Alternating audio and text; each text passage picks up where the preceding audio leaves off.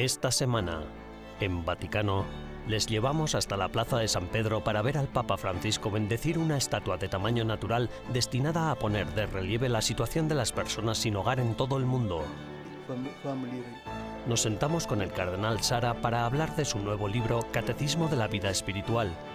Y seguimos con el segundo episodio de nuestra serie sobre inteligencia artificial y fe.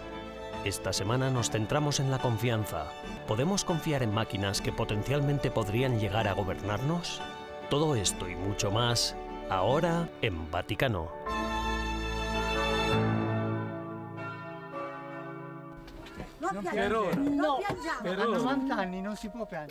El 19 de noviembre de 2022, Carla Ravezzana recibió una visita muy especial procedente de Roma, el Papa Francisco. Las raíces familiares del Santo Padre se remontan a la región italiana del Piamonte, donde Francisco viajó para unirse a la celebración del 90 cumpleaños de su prima. El padre del Papa, Mario José Bergoglio, vivió en la diócesis de Asti antes de emigrar a Argentina en 1929. Los abuelos maternos del pontífice también emigraron a Argentina desde el norte de Italia. El Santo Padre aprovechó la ocasión del cumpleaños de su prima, además de para asistir a la fiesta familiar, también para celebrar la Santa Misa en la Catedral de Asti el domingo por la solemnidad de Cristo Rey. Ma Signore, è vero. La homilía del último domingo del año litúrgico, aprovechando que se encontraba en tierra de sus antepasados, el Papa quiso reflexionar sobre las raíces de la fe. Animó a los católicos a preguntarse si Jesús, el Rey del universo, era también el Rey de sus vidas. Cristo se enfrentó al odio del mundo, continuó Francisco, y no se limitó a mirar como un simple espectador. Fratelli e sorelle, oggi il nostro re. Hermanos, hermanas, hoy nuestro Rey nos mira desde la cruz. Depende de nosotros decidir si ser espectadores o involucrarnos. ¿Soy espectador o quiero involucrarme? Vemos la crisis de hoy, la disminución de la fe, la falta de participación. ¿Qué hacemos? ¿Nos limitamos a elaborar teorías? ¿Nos limitamos a criticar? ¿O nos ponemos manos a la obra, tomamos las riendas de nuestra vida y pasamos del sí, de las excusas, o los sí de la oración y del servicio? Delle scuse al sì della preghiera e del servizio?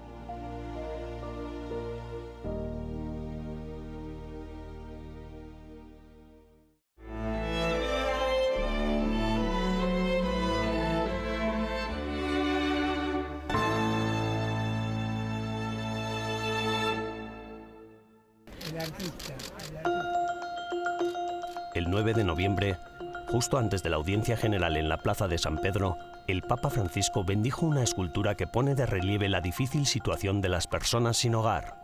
Bajo el título Cobijo, es una obra de bronce de tamaño natural que muestra la figura de un indigente cobijado por una manta tirada por una paloma en vuelo. La imagen fue presentada apenas 4 días antes de la 6ª Jornada Mundial de los Pobres, celebrada el pasado domingo 13 de noviembre. El objetivo de Sheltering es llamar la atención sobre el problema de los sin techo en el mundo. Se trata de una iniciativa de la familia vicentina, un movimiento de congregaciones religiosas y organizaciones caritativas inspirado en la vida y la obra de San Vicente de Paúl. La escultura es obra del canadiense Timothy Schmaltz, un artista con una consolidada trayectoria en el campo de las estatuas religiosas en todo el mundo. Su obra Angels Unawares, dedicada a los migrantes y refugiados, fue instalada en la Plaza de San Pedro en septiembre de 2019 y bendecida por el Santo Padre. Al presentar su última obra, Schmaltz dijo que la inspiración vino de Isaías 58, haciendo hincapié en que ayudar a las personas marginales es un deber espiritual. La manta, llevada por una paloma que representa al Espíritu Santo, pretende que las personas reflexionen profundamente sobre qué hacer por los que viven sin hogar. Se tardó 1 año en hacerla, y la intención de Schmaltz es crear réplicas que se instalen a lo largo de todo el mundo. La escultura bendecida por el Papa permanecerá en Roma, aunque aún no se ha determinado el emplazamiento definitivo. El artista canadiense anunció que probablemente una de sus próximas esculturas se inspirará en la encíclica Laudato Si del Santo Padre y que reflejará una referencia específica al cuidado de la creación.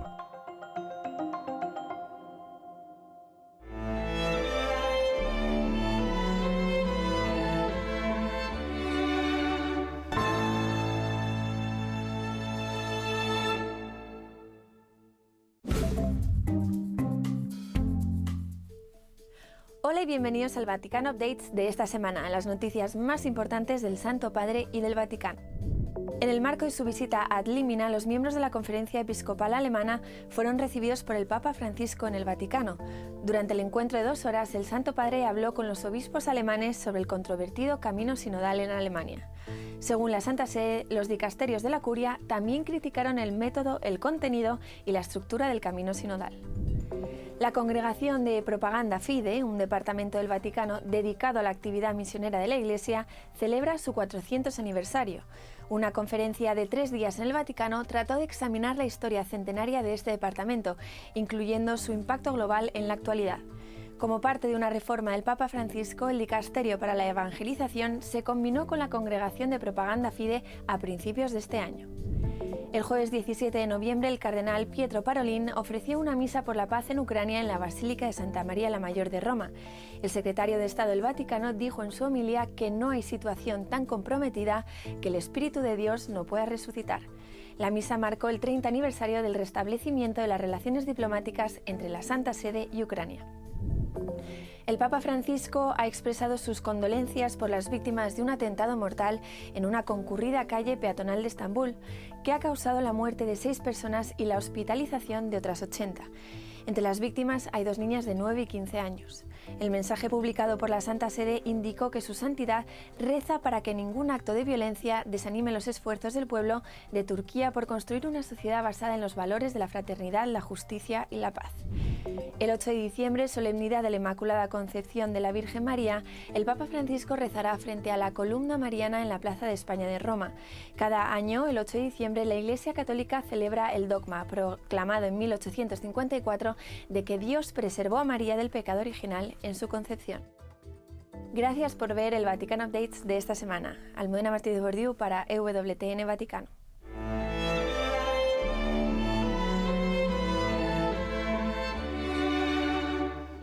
En breves instantes regresamos con más en Vaticano.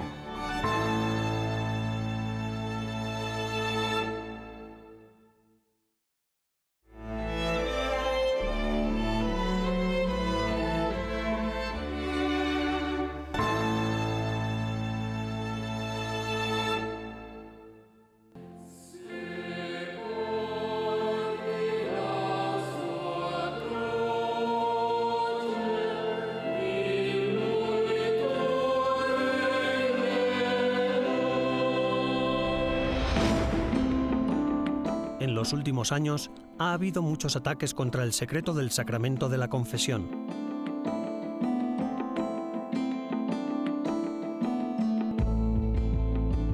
La causa aparente es la publicación de numerosos informes acerca de los presuntos abusos sexuales cometidos por el clero. Estos informes han generado en la opinión pública una legitimación ficticia que hace creer que las autoridades civiles pueden llegar a intervenir en el ámbito de la libertad religiosa, pretendiendo específicamente vulnerar el secreto sacramental de la confesión cuando se trata de abusos sexuales, algo que, hoy en día, es una trágica plaga presente en todos los sectores de la sociedad. Se llama sigilo sacramental, se le llama el sigilo sacramental, porque el sacerdote está vinculado a todo, a guardar total sigilo de todo lo que recibe dentro del sacramento de la confesión.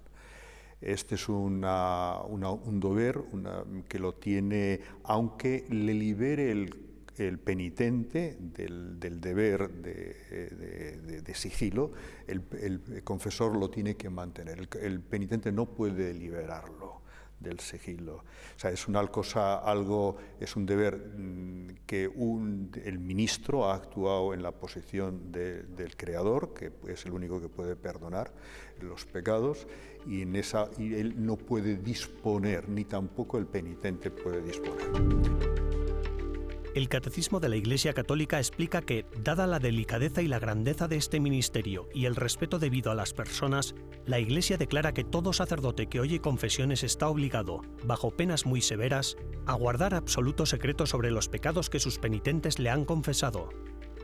Este secreto, que no admite excepciones, se llama sello sacramental, porque lo que el penitente ha dado a conocer al sacerdote queda sellado por el sacramento. La violación del sigilo sacramental es una pena canónica, una censura canónica que ya también comporta la excomunión. O sea, la violación del sigilo sacramental, incluso si está en este tipo de condiciones, es para el sacerdote una censura late sentencia de excomunión. La censura canónica está regulada por el Canon 1388 del Código de Derecho Canónico, que establece que el confesor que viola directamente el sigilo sacramental incurre en excomunión lete sententiae, reservada a la sede apostólica. Quien lo viola solo indirectamente ha de ser castigado en proporción con la gravedad del delito. Es importante distinguir tres aspectos de esta relación entre sacerdote y feligrés, subrayados también en una nota de la Penitenciaría Apostólica del 1 de julio de 2019. 1. Una cosa es el sigilo sacramental, es decir, lo que el sacerdote recibe en el sacramento de la confesión. 2. Otra cosa es el foro interno extrasacramental, como la dirección espiritual. 3. Y por último, la información que se comparte bajo el sigilo del secreto, bajo el cual cae el secreto pontificio. Hace unos meses el Papa quitó del secreto pontificio todas las cuestiones relativas al tratamiento de los delitos de estos, por ejemplo, de pedofilia y tal y cual. Antes estaban incluidos dentro de lo que en las causas penales, ¿no? en los procesos penales, todo eso era materia de secreto pontificio. El Papa lo ha quitado. ¿Esto qué significa? ¿Que se puede hablar de ello? ¿Cómo? No, esto significa, sin más, que esto ya no está dentro del secreto pontificio y que estas materias se debe informar a aquellas personas que tienen legitimidad para tener acceso a esas noticias, pero siguen igualmente reservadas. Es importante insistir en la diferencia entre el secreto profesional y el sigilo de la confesión. Este sigilo, como ha afirmado con rotundidad el Papa Francisco, aunque no siempre es comprendido por la mentalidad moderna, es indispensable para la santidad del sacramento y para la libertad de conciencia del penitente.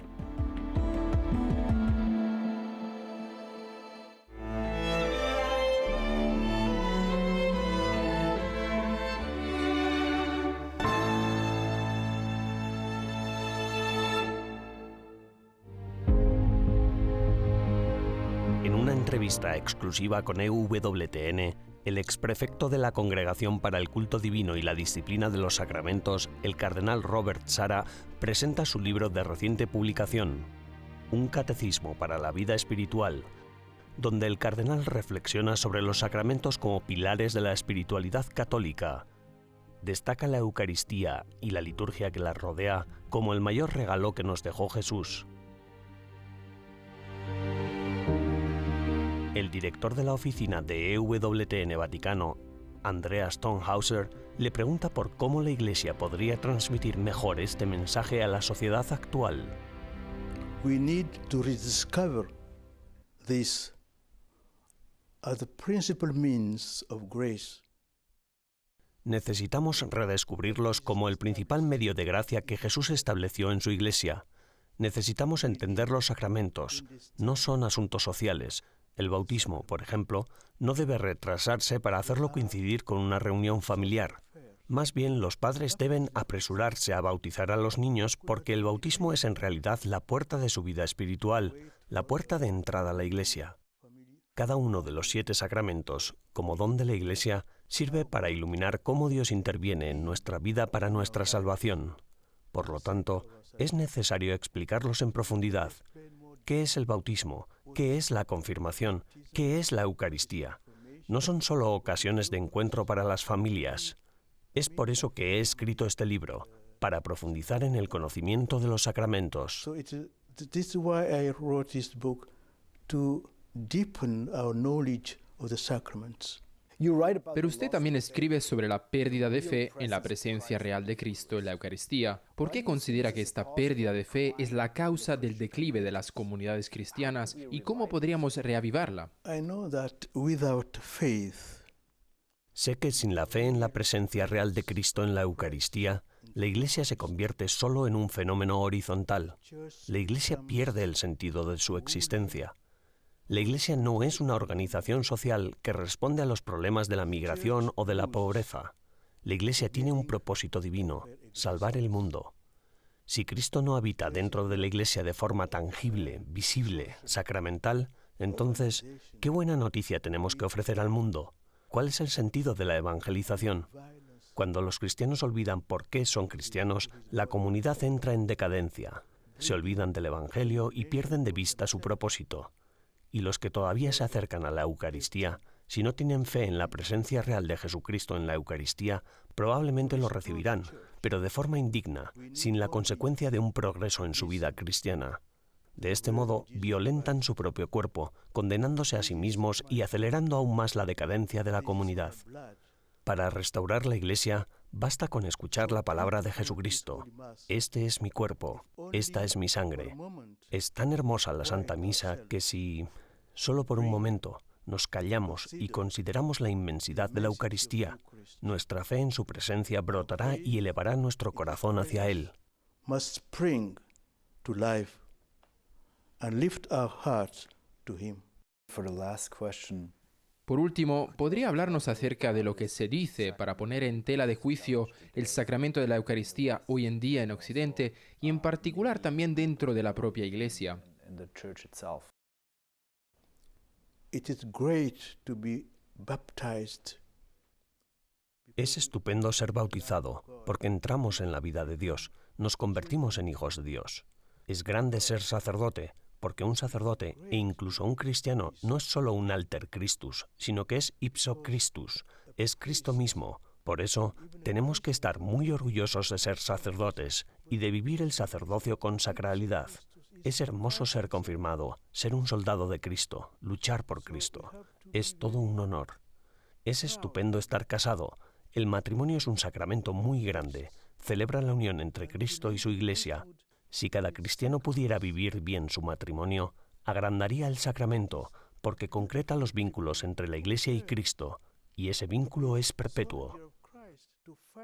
Eso es lo que he intentado explicar en este libro, una y otra vez, que se descubran, antes de dejar este mundo, los grandes dones que hemos recibido de Jesucristo, que nos hagamos capaces de vivir la vida de Dios. Y os agradezco que hayáis dado a conocer no mis ideas, sino las ideas de la Iglesia, porque yo no he inventado nada. Solo transmito la enseñanza de la Iglesia. Así que, gracias por dar a conocer mi libro, y rezo por todos los que lo lean, para que descubran la riqueza de los sacramentos. Reading his book and that he may discover the richness of the sacraments. Muchísimas gracias. Gracias a ti.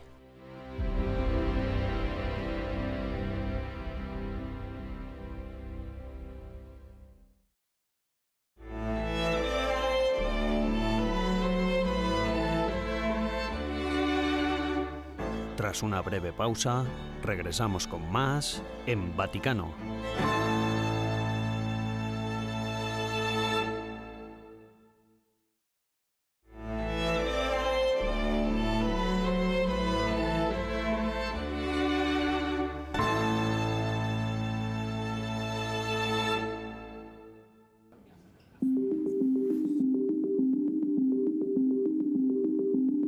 La inteligencia es nuestro recurso más importante. La mayoría de los problemas del mundo tienen alguna solución inteligente si ésta es compatible con las leyes de la física.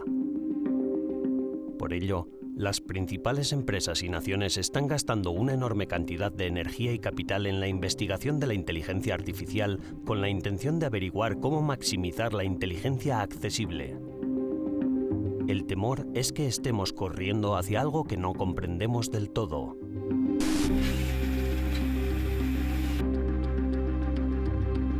Los circuitos electrónicos funcionan 1 millón de veces más rápido que los bioquímicos. Así que, hipotéticamente, una máquina podría pensar 1.000.000 de veces más rápido que las mentes que la construyeron.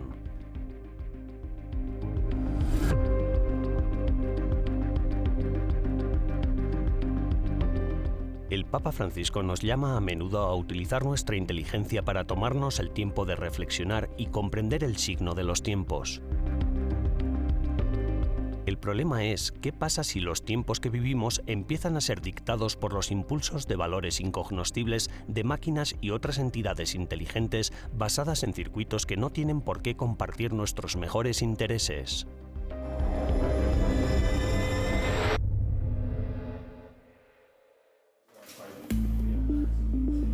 Teniendo en cuenta lo que está en juego, hablamos con el profesor Paolo Soda, del Campus Biomédico, para saber qué futuro le auguran a nuestra especie los expertos que trabajan en la inteligencia artificial.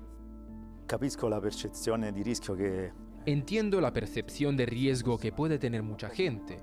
Es como cuando se produjo la primera revolución industrial. La llegada de las máquinas, como la máquina de vapor, cambió por completo la forma de producir y trajo consigo nuevos paradigmas. Después ha habido varias revoluciones más, y ahora hemos llegado a la cuarta revolución industrial. La inteligencia artificial es la protagonista de esta revolución. Yo creo que siempre que prestemos atención a que los humanos estén en el centro de este desarrollo, no correremos ningún peligro. Es útil fijarse en otras revoluciones industriales para compararlas con lo que ahora estamos viviendo con la inteligencia artificial, pero parece que la esencia misma de la inteligencia está siendo amenazada para ser externalizada y, por lo tanto, plantea la pregunta: ¿qué valor tiene el trabajo intelectual? Actualmente nos encontramos en el campo de la inteligencia artificial estrecha. Pero, ¿qué quiere decir eso exactamente? questo periodo siamo nell'era della cosiddetta narrow artificial intelligence, cioè quindi Estamos en este momento en la era de la llamada inteligencia artificial estrecha, sí. Es decir, la era de la inteligencia artificial que resuelve problemas muy concretos. Pero, usando el ejemplo de los smartphones, contamos con técnicas de reconocimiento facial o de huellas dactilares para desbloquear nuestros dispositivos. Así es que esta inteligencia artificial no es capaz de resolver problemas generales. Todavía estamos en el contexto de la investigación. Incluso cuando vemos aplicaciones muy llamativas para nuestra imaginación, como las de Google o Amazon, siguen siendo aplicaciones en un contexto muy específico. Los algoritmos disponibles hoy en día son capaces de aprender contextos específicos, aunque con cierta amplitud. Piensa en el reconocimiento del habla o procesamiento del lenguaje natural. Todavía seguiríamos en un dominio concreto y específico. En una década, probablemente, iremos hacia la inteligencia artificial general, situaciones en las que la inteligencia artificial será capaz de armonizar conjuntamente informaciones heterogéneas procedentes incluso de ámbitos diferentes. L'intelligenza artificiale sarà in grado di armonizzare insieme informazioni eterogenee provenienti anche da domini differenti. Y para centrarnos en las grandes cuestiones, debemos mantener una relación estable entre nuestra humanidad y nuestra historia. Giacinto Barresi es un investigador que colabora en el Campus Biomédico de Roma e investiga la relación entre lo humano y lo robótico. Hablamos con él sobre la era digital que ya nos rodea y sobre las próximas seducciones y aprietos que nos esperan a todos con el poder y la destreza hipnótica de los futuros sistemas de inteligencia artificial. Como humanos, ¿cómo considera que debiéramos orientarnos en un mundo así? En muchos sentidos, no podemos pensar en el ser humano sin su historia, ni en la humanidad en su conjunto, ni en el individuo. Sus historias son necesarias. La historia tiene un pasado que debe ser recordado y tiene un futuro que debe ser moldeado de acuerdo con el valor que cada uno de nosotros tiene. Por lo tanto, hagámoslo según los principios que se basan en la moral. En una moral que dentro de unos límites podría ser diferente, pero siempre dentro del respeto al otro y al hecho de que nunca se haga al otro lo que a uno no le gustaría que le hicieran. Así, siempre partiremos de una pauta, no en una simple pauta técnica, sino en una pauta que sea un principio que debe seguirse al poner en marcha cualquiera de estas tecnologías, debido a su acción potencial. De hecho, en realidad, al hacerlo, solo ofreciendo estas posibilidades afectamos la historia de alguien y siempre deberíamos procurar entender cómo se podrían utilizar estas potencialidades. Al introducir estas máquinas y aparatos, invadimos la historia de otros con un elemento que podría ser imprevisible. Un elemento che potrebbe essere imprevedibile. En última instancia, nuestra seguridad y cordura exigen que volvamos a una mejor comprensión de nosotros mismos. Como dice René Girard, la humanidad es hija de la religión. Ahí está nuestra historia y nuestra comprensión de nosotros mismos.